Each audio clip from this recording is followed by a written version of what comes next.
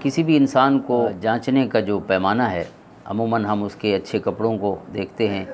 یا اسے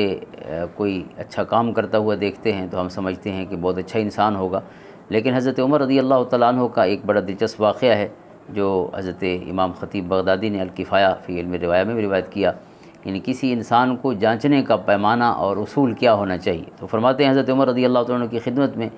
ایک شخص آیا اپنی کوئی بات کرنے کے لیے، تو آپ نے فرمایا کہ کوئی گواہ پیش کرو۔ تو اس نے گواہ پیش کیا، تو ایک بندہ اٹھا اور اس نے اس کی گواہی دی۔ تو کیونکہ پہلے حضرت عمر نے فرمایا کہ لست عارفوں کا، کہ میں آپ کو نہیں جانتا، لہٰذا آپ کوئی گواہ پیش کریں۔ تو ایک شخص کھڑا ہوا، فقال رجل من القوم انا عارفہ، وہ شخص کھڑا ہوا کہ میں اس شخص کو جانتا ہوں جو آپ کے سامنے کھڑا ہے۔ اور آپ نے فرمایا بأی شیء تعرفہ، کہ آپ اسے کتنا جانتے ہیں، یعنی چونکہ اس نے اس بندے کی گواہی دینی تھی اس کے اچھا انسان ہونے کی، تو آپ نے اس سے پوچھا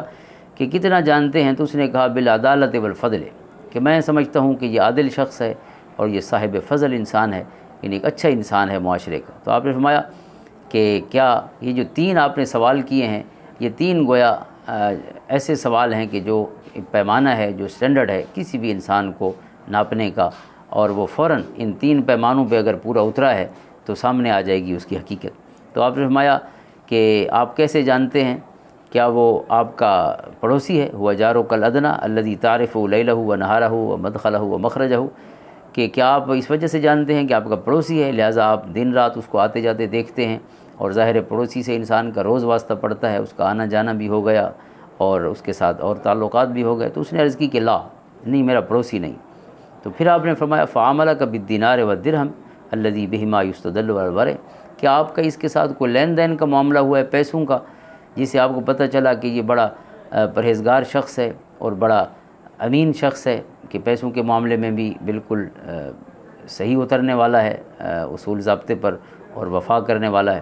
تو اس نے کہا کہ لا، نہیں، میں نے اس کے ساتھ کوئی ایسا معاملہ بھی نہیں کیا۔ آپ نے پھر فرمایا فرفیقوں کا فی السفر الذی یستدل بھی علی مکارم الاخلاق، پھر کیا یہ آپ کا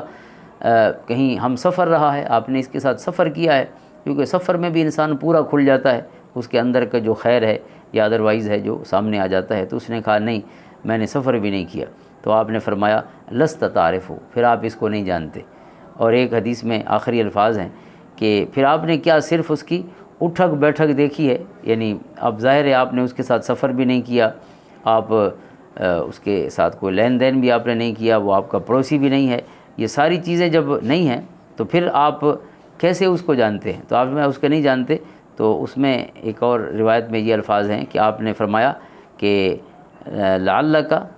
رأیتہ فی المسجد یخفض رأسہ ویرفعہ، پھر شاید آپ نے اس کو مسجد میں اٹھک بیٹھک کرتے دیکھا ہوگا، یعنی سر اٹھاتے اور سر رکھتے، یعنی نماز پڑھتے دیکھا ہوگا۔ تو یہ جو کلمات حضرت عمر نے بولے ہیں تو وہ اس پہ دلالت کر رہے ہیں کہ کسی بندے کا صرف نمازی ہونا اس بات کی دلیل نہیں ہے کہ وہ بندہ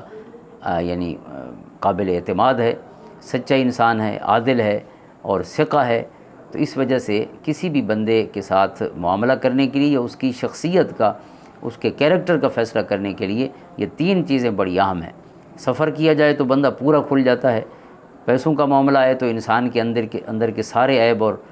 خوبیاں جو ہیں وہ سامنے آ جاتی ہیں۔ اسی طرح کوئی کسی کا پڑوسی ہو تو پھر بھی وہ مکمل اس کا تعارف ہو جاتا ہے۔ اللہم صلی علی محمد وعلی آل محمد وبارک وسلم۔